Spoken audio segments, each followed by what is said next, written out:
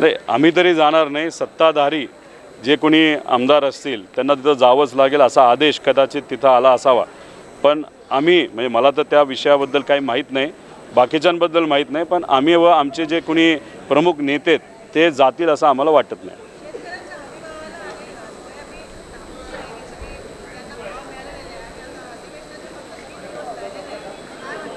हा मुद्दा चर्चेत आला होता. आज अतिशय महत्त्वाचा प्रश्न सोयाबीन, कपासी, त्याच्याचबरोबर इतरही जे काही हमीभाव केंद्र आहेत सरकारचे, त्या माध्यमातून जी खरेदी केली जाते त्याच्यामध्ये ज्या पद्धतीने भ्रष्टाचार झालेला आहे, 25-30% माल शेतकऱ्यांचा हा त्याच्यातून विकत घेतला जाईल.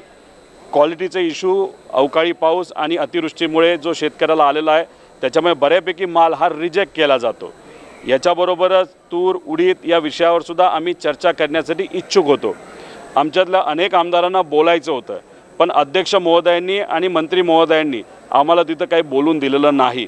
खऱ्या अर्थाने हे जे अधिवेशन नागपूरला घेतलं जातं तर ते कशासाठी घेतलं जातं तर विदर्भातल्या शेतकरी लोक, सामान्य लोक या भागातल्या विषयावर चर्चा होण्यासाठी. सोयाबीन आणि कपाशी सगळ्यात जास्त विदर्भ भागामध्ये आहे आणि काही मराठवाडा आणि थोडंसं पश्चिम महाराष्ट्रामध्ये आहे. पण दुर्दैवाने याच्यावर जेव्हा चर्चा सुरू झाली तेव्हा ती चर्चा टोटली तिथं थांबवली गेली. म्हणजे तेलंगणासारखं छोटंसं राज्य 90% कापूस जर विकत घेऊ शकतं तर आपल्यासारखं महाराष्ट्र राज्य हे 25% का थांबतं? आपल्याला कुठेतरी 90% कसं जाता येईल? भावांतर योजना या राज्यामध्ये इलेक्शनच्या वेळेस शब्द दिला होता, पण इलेक्शन होऊन वर्ष झालं तरी भावांतर योजनेबद्दल काही एक शब्द तिथं काढला जात नाही. आमच्यातल्या काही आमदारांनी भावांतर योजनेबद्दल प्रश्न विचारला, त्याचं उत्तरसुद्धा त्या ठिकाणी दिलं जात नाही.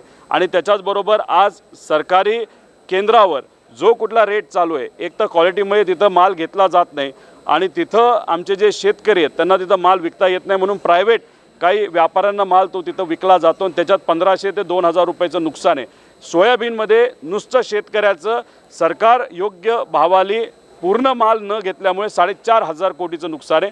तसंच कपाशीच्या बाबतीत 3 ते 3500 कोटीचं नुकसान आहे. आणि हे फक्त याच वर्षी नाही, गेल्या वर्षीसुद्धा असंच नुकसान झालं, या वर्षीसुद्धा असंच नुकसान आहे. पण सरकारला या विषयावर चर्चा करायची नाही आणि कदाचित मंत्री महोदयांना उत्तरच देता येत नाही, समाधानकारक उत्तर देता येत नाही. कुठंतरी सरकारची लाज राखली जावी यासाठी एक कुठली तरी बैठक त्यांनी त्या ठिकाणी लावलेली आहे. त्या बैठकीत काय होतं हे आपल्याला बघावं लागेल.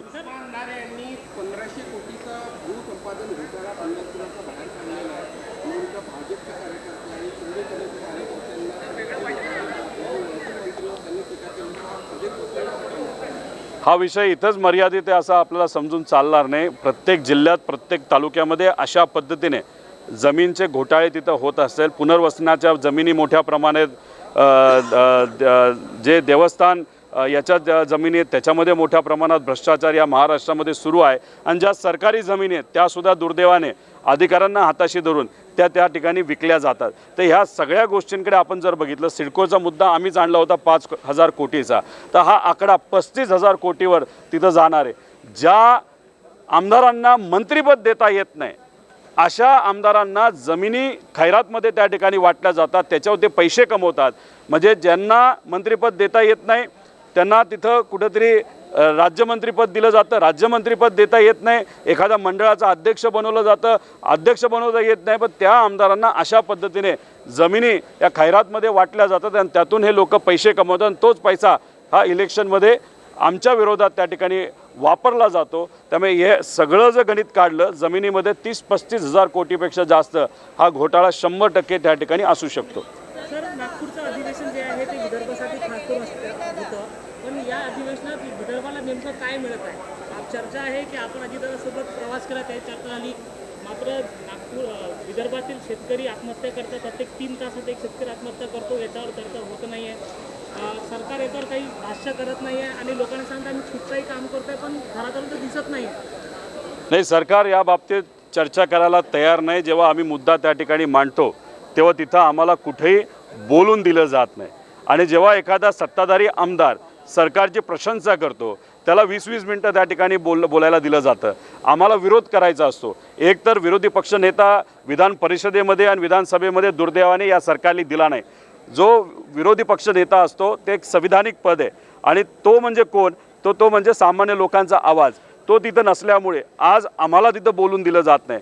अहो तुम्ही विदर्भ सोडा, म्हणजे विदर्भासाठीच खऱ्या अर्थाने हे अधिवेशन इथं घेतलं जातं, पण महाराष्ट्रासाठी सुद्धा या सरकारने इथं काही तिथं आणलं नाही. 75,000 कोटीच्या पुरवण्या मागण्या, म्हणजे टोटल आपण पुरवण्या मागण्या जर बघितल्या तर 2 लाख कोटीच्या पुढं त्या ठिकाणी सुरू आहेत.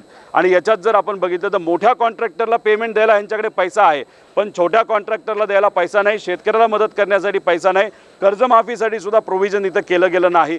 तर अशा पद्धतीने सामान्य लोकांना मात्र या बजेटमधून नाही तर पुरवण्या मागण्यातून काही तिथं मिळत नाही. पण फक्त कोणाला मिळत असेल तर VIP प्रवासाला 143 कोटी रुपये आणि इतरही मोठ्या कॉन्ट्रॅक्टरला मोठ्या प्रमाणात निधी हा तिथं दिला जातो. पण नुकसान मात्र सामान्य लोकांचं आणि महाराष्ट्राचं मोठ्या प्रमाणात या ठिकाणी होत आहे. असं वाटत नाही का सर तुम्हाला की विदर्भ वेगळा झाला पाहिजे आणि विदर्भाची जे बजेट असेल ते वेगळा झाला पाहिजे? कुठल्याही नेत्याला वाटलं म्हणून एखादं राज्य हे तोडलं गेलं पाहिजे असं होत नसतं. लोकांना विश्वासात तिथं घेतलं पाहिजे. लोकांना विश्वासात घेऊन लोकांचं काय मत आहे ते सुद्धा सर्वसामान्य लोकांचं काय मत आहे हे इथं चर्चेत आलं पाहिजे. त्यांना ती संधी दिली पाहिजे आणि त्यानंतर आपण कुठंतरी त्या बाबतीतला विचार केला पाहिजे. विषय एवढाच आहे की आता विदर्भ म्हणजे मुनगंटीवार साहेबांनी एक मुद्दा फार महत्त्वाचा इथं मांडलेला आहे. या सरकारली जे मंडळं आहेत ज्याच्यामध्ये विदर्भ विकास मंडळ आहे याच्या बाबतीत या सरकारने अजिबात एक साधा शब्दसुद्धा तिथं काढला नव्हता. महाविकास आघाडी सरकार असताना करोना झाल्या आपण तो विषय तिथं घेतला होता, त्यासाठी आपण बजेटसुद्धा दिलं होतं, केलं होतं. पण या सरकारमध्ये जेव्हा इलेक्शन असतं तेव्हा विदर्भाबद्दल हे लोक सकारात्मक बोलतात, पण खऱ्या अर्थाने विदर्भाला जेव्हा न्याय द्यायची वेळ येते तेव्हा मात्र एक शब्द त्या ठिकाणी काढत नाही. मुनगंटीवार साहेब जे बोलतात ते योग्यच बोलतात आहे. या सरकारने विदर्भाला मराठवाड्याला दुर्दैवाने त्या ठिकाणी काही दिलं नाही आणि राज्याला सुद्धा तिथं कुठं काही मिळालेलं नाही. इथं फक्त गल्लीतली भांडणं या विधान परिषदेमध्ये आणि विधानसभेमध्ये चर्चेत आलेले आपण सगळेजण बघू शकतो, पण लोकांना असणाऱ्या अडचणीबद्दल इथं कुठेही चर्चा होताना आपल्याला दिसत नाही. नागपूर करारानुसार हे 2 महिन्याचं अधिवेशन व्हायला पाहिजे, पण आतापर्यंत कधीच 2 महिन्याचं अधिवेशन नाही झालं. यावर्षी तर 7 दिवसात गुंडाळणार आहे. ही मागणी केली का तुम्ही की 2 महिन्याचं अधिवेशन व्हायला पाहिजे? आम्ही म्हणालो मिनिमम 21 दिवसाचं तरी हे अधिवेशन असावं. 21 दिवसामध्ये बऱ्याच काही विषयांवर आपल्याला चर्चा करता येईल, पण तसं न करता 7 दिवसाचं हे अधिवेशन आहे. त्याच्यामध्ये सुद्धा यांना फक्त काय करायचं होतं तर पुरवणी मागण्या यांना मान्य करून घ्यायच्या होत्या. यांना कुठेही काही चर्चा घडून आणायची नव्हती. त्यामुळे याच्यातून विदर्भालाही काही मिळालेलं नाही, महाराष्ट्रालाही सुद्धा याच्यातून काही मिळालं नाही.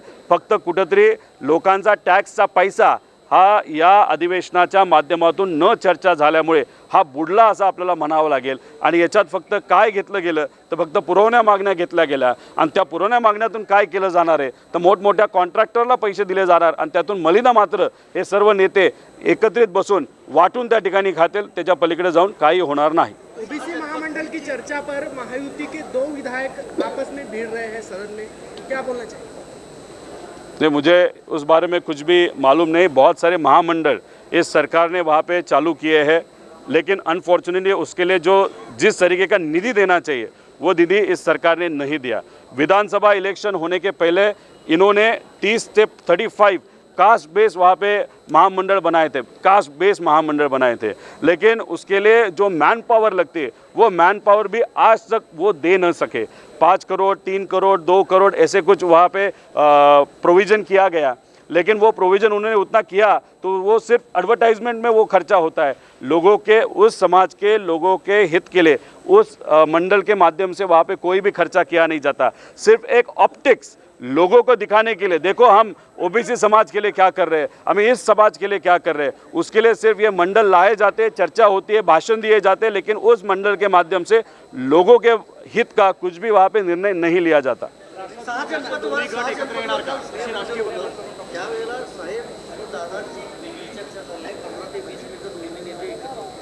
मग जर चर्चा झाली असेल तर तिथं राहुल गांधीजी होते, त्याच्याचबरोबर तिथे इतरही जे सर्व पक्ष आहेत, भाजपचे सुद्धा मोठे मोठे नेते तिथं होते, दादा होते, आम्ही सगळे होतो.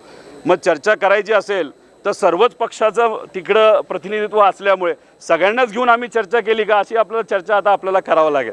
एक तुम्ही समजून घ्या की तिथं पवारसाहेबांच्या वाढदिवसानिमित्त सुप्रियाताईंनी एक जेवणाचा कार्यक्रम तिथं ठेवला होता, कारण का 12 तारखेला पवारसाहेब महाराष्ट्रात राहणार आहे कार्यकर्त्यांना भेटण्यासाठी. आणि तिथं सर्व पक्षाचे प्रमुख नेते, विरोधातले पण आणि सत्तेतले सुद्धा, काही मंत्रीसुद्धा तिथं आले होते. पवारसाहेबांना त्यांनी शुभेच्छा दिल्या आणि शुभेच्छा देऊन जेवण भोजन करून ते त्या ठिकाणी निघून गेले. अजितदादा त्याचाच, राहुल गांधीजी त्याचाच एक भाग होते, भाजपचे नेतेसुद्धा त्याचाच एक भाग होते, मी सुद्धा त्याचाच एक भाग होतो. त्यामुळे तिथं राजकीय कुठलीही चर्चा झालेली नाही. तिथं फक्त आणि फक्त पवारसाहेबांना शुभेच्छा द्यायच्या आणि व्यक्तिगत जी चर्चा आहे तेवढी चर्चा सोडली, तर बाकी कुठल्याही प्रकारची चर्चा कालच्या दिल्लीच्या बैठकीमध्ये झालेली नाही.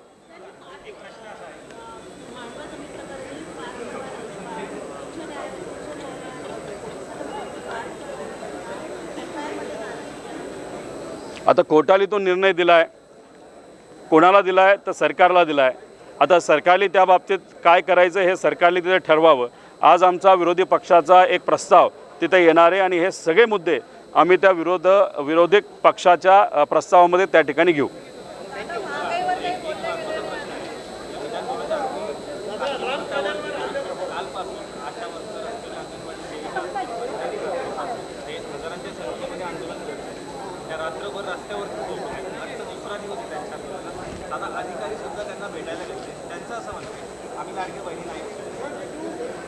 बघा, आता कुठलंच इलेक्शन नाही आहे आणि आता कुठलंच इलेक्शन नसल्यामुळे या मंत्र्यांना त्यांना जाऊन त्यांच्याशी चर्चा करून काहीतरी चांगला मार्ग निघावा याच्यामध्ये कोणालाही इंटरेस्ट नाही.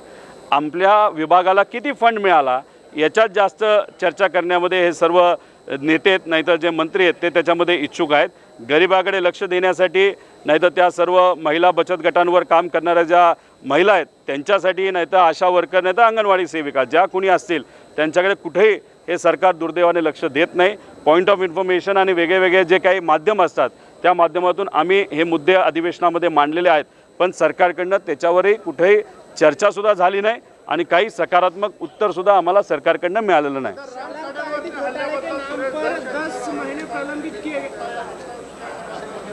राम खाडेंवर जे काय त्या ठिकाणी हल्ला झाला त्याच्यानंतर आम्ही सुद्धा डॉक्टरांशी बोललो होतो, त्यांना चांगली सेवा द्यावी असे संचिती डॉक्टरांना आम्ही विनंती केली होती. आमचे सर्व नेते, ज्यामध्ये जयंत पाटील साहेब असतील, शशिकांत शिंदे साहेब, हे त्या कार्यकर्त्यांवर लक्ष देऊन होते. आता कुठेतरी त्यांची रिकव्हरी झालेली आहे.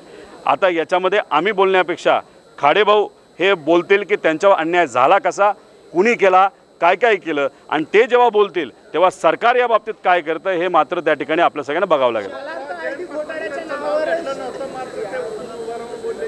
काही लोकांना सवय असते आ बैल मुझे मार, असंच काहीतरी प्रकरण इथं या अधिवेशनामध्ये आज घडलेलं आहे.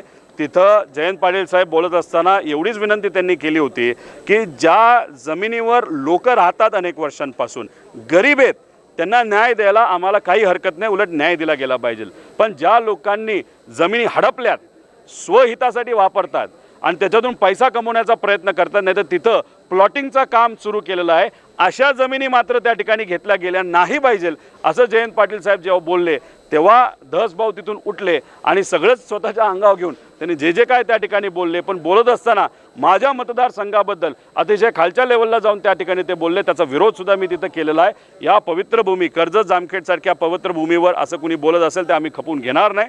बाकी आपण ऐकलंच आहे जयंत पाटील साहेब, त्यानंतर त्यांनी उत्तर दिलेलंच आहे. त्यामुळे हे सगळं लोकांनी उघड्या डोळ्यांनी तिथं बघितलेलं आहे. अहो, 1 कोटीच्या शेळ्या मराठवाड्यामध्ये धाराशिवमध्ये एक हॉटेल आहे, त्या हॉटेलमध्ये वर्षाला 1 कोटी रुपयाच्या शेळ्या तोडल्या जातात, मारल्या जातात आणि खाल्ल्या जातात. आता 1 कोटीच्या शेळ्या तुम्ही जर जंगलामध्ये सोडणार असाल तर एकतर कशा घेणार हे तुम्ही सांगा. सोडल्यानंतर त्या जर संपल्या तर परत 1 कोटीचं तुम्ही घेणार का? अहो, ह्याला काहीतरी आपल्याला लाँग टर्म विचार करण्याची जरूरत आहे. आपण लाँग टर्म विचार करण्यापेक्षा शेळ्या जंगलात सोडायच्या का काय करायचं, म्हणजे अतिशय न विचार करता ही चर्चा तिथं झालेली आहे. आणि कालच आपल्या या अधिवेशनामध्ये जुन्नरवरून जे प्रतिनिधित्व करणारे आमदार आहेत आजचे सोनवणे, हे बिबट्याच्या वेशात इथं येऊन तुम्हाला सगळ्या गोष्टी त्या ठिकाणी सांगितलेल्याच आहे. जर बिबट्याच्या वेशात येऊन एक त्यांचाच प्रतिनिधी इथं जर बोलत असेल की आमची काय परिस्थिती, ते कुठेतरी ऐकून समजून घेऊन योग्य तो मार्ग काढण्याची जरूरत आहे. ज्या पद्धतीने आफ्रिकेतून आपण चिते आणले तसंच आपण हे बिबटे आफ्रिकेत घेऊन जाणार आहे का? कुठल्या देशांनी मागणी केली का तुमचे बिबटे आमच्याकडे पाठवा? याचा एक पुरावा कुठेतरी मंत्री महोदयांना त्या ठिकाणी द्यावं लागेल. हे जे उत्तर होतं, दुर्दैवाने अभ्यासू मंत्री आहेत पण ते हास्यास्पद उत्तर होतं. कुठल्या अधिकाऱ्यांनी त्यांना हे उत्तर दिलं, लिहून दिलं का मोघम दिलं हे आम्हाला सांगता येणार नाही. त्यामुळे त्या अधिकाऱ्याला सुद्धा धरलं पाहिजे. आणि त्याच्याचबरोबर हे उत्तर देणारे मंत्री महोदयांनी सुद्धा ह्याला अजून चांगलं उत्तर, अभ्यासू साइंटिफिक उत्तर देने की ज़रूरत है। वहाँ पे प्रलंबित नहीं है, ऐसे बहुत सारे कॉन्ट्रैक्चुअल वर्कर्स हैं, उनके पेमेंट अभी तक दिए नहीं गए। अभी सरकार के पास पैसा भी नहीं है। अगर आप देखो यूडी विभाग या समझो कृषि विभाग, उसके लिए इस पुरवनी मांगने के लिए बहुत बड़ा फंड देने की ज़रूरत थी। यूडी विभाग में बहुत सारा फंड अलोकेट, मतलब वहाँ पे बजट प्रस्तुत किया गया, लेकिन अनफॉर्चुनेटली 8 महीने में 0 रुपीज़ का खर्चा वहाँ पे किया गया। बाला साहब ठाकरे इनके जो एक स्मारक करने की घोषणा की थी, उसके लिए कुछ 400-500 करोड़ देने वाले थे, 8 महीनों में 0 रुपीज़ वहाँ पे खर्चा हुआ। इसलिए सरकार के पास अनफॉर्चुनेटली पैसा ही नहीं है। उनके पास पैसा किसके लिए है? सिर्फ वो शक्ति मार्ग के कॉन्ट्रैक्टर को देने के लिए, उनसे पैसा वापस भ्रष्टाचार में लेने के लिए। बस बड़े कॉन्ट्रैक्टर छोड़ के बाकी जो इम्पोर्टेंट स्कीम्स है, एजुकेशन की हो, समाज कल्याण की हो, आदिवासी की हो या महिला बाल विकास की हो, उसके लिए अनफॉर्चुनेटली सरकार के पास कोई भी पैसा नहीं है। पूरे स्कीम्स ये सरकार ने बंद वहाँ पे की है। ये सरकार से बात करती है, काम मात्र वहाँ पे कुछ नहीं करती।